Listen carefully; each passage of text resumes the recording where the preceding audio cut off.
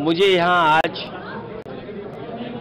फूलपुर के रहे पूर्व विधायक श्याम बहादुर, उनकी माताजी के निधन के बाद उनके घर में कार्यक्रम था, उसमें शामिल होने आया था। उसके बाद मुझे कई अपने समाजवादी साथियों से मिलने का मौका मिला। आज मैं जहां यहाँ पे हूँ आमेर, इनके घर भी आने का मौका मिला मुझे। आजमगढ़ समाजवादियों का और यहाँ की जनता के बीच का हमेशा एक मजबूत संबंध रहा है और आजमगढ़ की जनता ने मुझे भी चुन करके भेजा। आजमगढ़ से समाजवादियों का बहुत गहरा रिश्ता है। आने वाले समय में भी आजमगढ़ की जनता समाजवादियों के साथ ही रहेगी।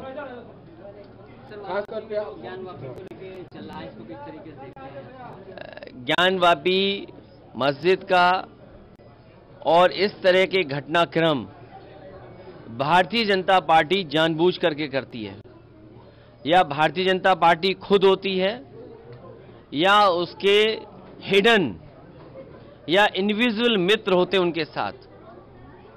वो अपने अदृश्य मित्रों को भी आगे करती है, क्योंकि भारतीय जनता पार्टी जो बुनियादी सवाल है उनका जवाब नहीं देना चाहती। डीजल पेट्रोल महंगा है, आपका आटा महंगा हो गया, चीनी महंगी है, दाल महंगी है, अगर आप घर बनाना चाहेंगे सरिया महंगी, सीमेंट महंगा, और हर चीज महंगी होती चली जा रही है।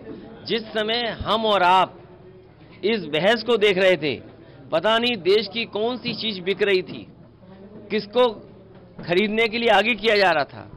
जब कभी ऐसी चीजें दिखाई जाएंगी ज्यादा, याद रखना कुछ न कुछ देश की बड़ी चीज बिक रही होगी। और मुझे तो ये लगता है कि जो नारा भारतीय जनता पार्टी देती है कि वह एक देश में एक ही राशन हो, वन नेशन वन राशन, कहीं ऐसा तो नहीं कि इन घटनाओं को आगे कर करके वन नेशन वन उद्योगपति की कोई नीति पे काम कर रही हो भारतीय जनता पार्टी, कि एक देश एक व्यापारी, एक देश एक ही उद्योगपति, ये दिखा करके कहीं ऐसा तो नहीं देश की बहुत सारी संपत्तियां बिक रही हों या किसी के हाथ में जा रही हों चीजें।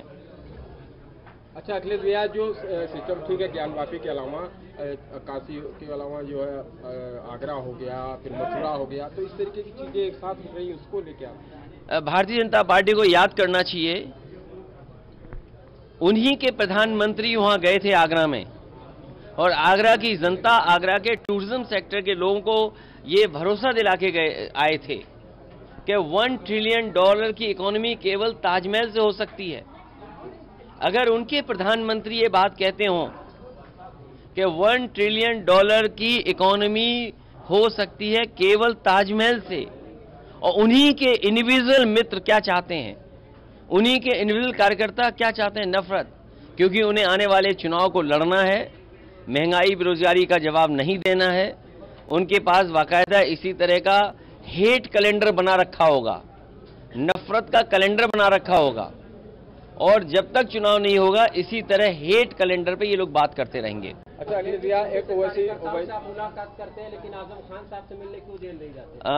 उनके घर मैं जाऊंगा, समाजवादी पार्टी और हम सब उनके साथ हैं, जो भी मदद हो सकती है वो हम लोग मदद कर रहे हैं उनकी। और अगर आपको कुछ लगता हो कि ये मदद होनी चाहिए तो वो भी हमें बता दो, हम जरूर मदद करेंगे। मुसलमानों के मसाइल से आप अपना दामन छुड़ा रहे हैं, मुसलमानों के इश्यू से बात नहीं कर रहे।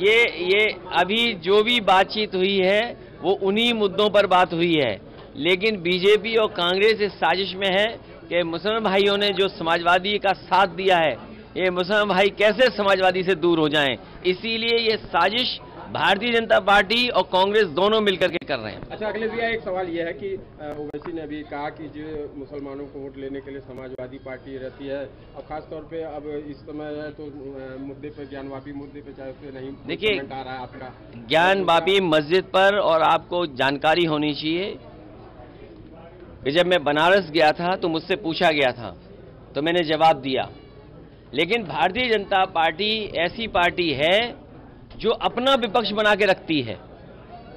हम विपक्ष हैं वो सवाल नहीं है।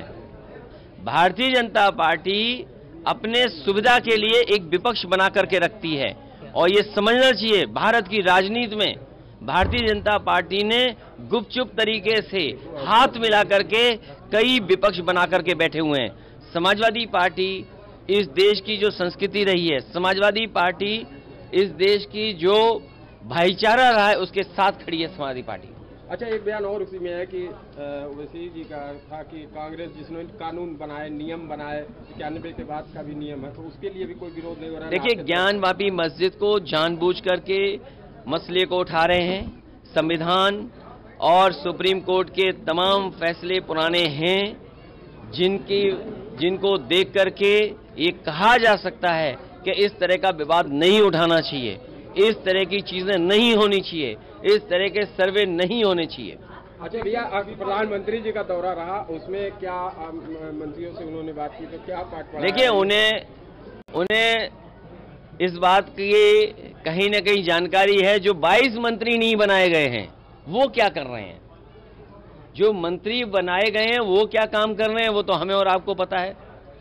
जमीन पर कुछ नहीं दिखाई दे रहा, बिजली महंगी, बिजली गायब, सड़क बन नहीं रही, महंगाई बढ़ गई, बेरोजगारी बढ़ गई, अपनी चीजों को बता नहीं रहे हैं कि क्या करेंगे जनता के बीच में। जो 22 मंत्री हटाए गए हैं वो क्या कर रहे हैं और जो बनाए गए हैं वो काम नहीं कर रहे हैं, इसलिए खाना खाया गया है। अच्छा, बुलडोजर की बात करें तो जो प्रदेश का चल रहा है, दिल्ली में 6 लाख घरों पे बुलडोजर चल रहे हैं। मैं आपसे कह रहा हूं, भारत में सबसे ज्यादा इल्लीगल घर किसी के बने होंगे तो भारतीय जनता पार्टी के लोगों के। पूरे देश में नक्शा पास करा करके नक्शे का जिस तरीके से पालन होना चाहिए, नियमों का पालन होना चाहिए, वो नियमों का पालन अगर कोई नहीं कर रहा है तो वो भारतीय जनता पार्टी है। मुझे याद है, और उत्तर प्रदेश में भी सबसे ज्यादा गलत तरीके से बनाए गए अगर घर किसी के तो भारतीय जनता पार्टी के। और मैं आपको कह सकता हूं कि कल मुख्यमंत्री जी ने जिस अस्पताल का उद्घाटन किया है, रेजिडेंशियल एरिया में अस्पताल कैसे बनता है, इसको आप बता दीजिए मुझे। क्या मुख्यमंत्री जी बता सकते हैं? कल जो अस्पताल का उद्घाटन किया गया है, रेजिडेंशियल इलाके में अस्पताल कैसे हो सकता है? और उस अस्पताल का नक्शा किसी ने पास किया था तो समाजवादी सरकार ने पास किया था।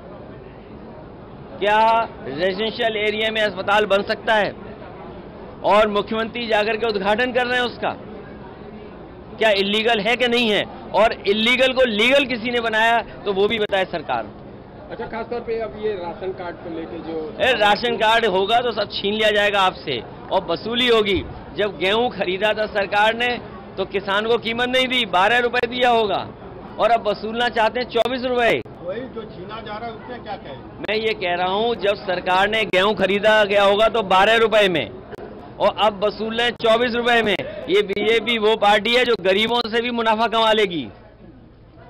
समझ गए नहीं समझ भाई? क्या समाजवादी पार्टी उस पर आवाज उठाएगी? आवाज ही उठा रहे हैं। गरीब को जानबूझ करके धोखा देने का काम कर रही है, क्योंकि जो गरीबों पे भी मुनाफा कमाना चाहती है सरकार। अखिलेश जी लोग कह रहे हैं विपक्ष उत्तर प्रदेश में डरा सहमा बुलडोजर से आवाज नहीं उठा रहा है कि बाबा बुलडोजर चला देंगे। अरे, समाजवादी पार्टी के लोग ऐसी बात नहीं जो आप कर रहे हो। मैंने आपसे कहा कि उत्तर प्रदेश में सबसे ज्यादा नक्शे के साथ खिलवाड़, गैरकानूनी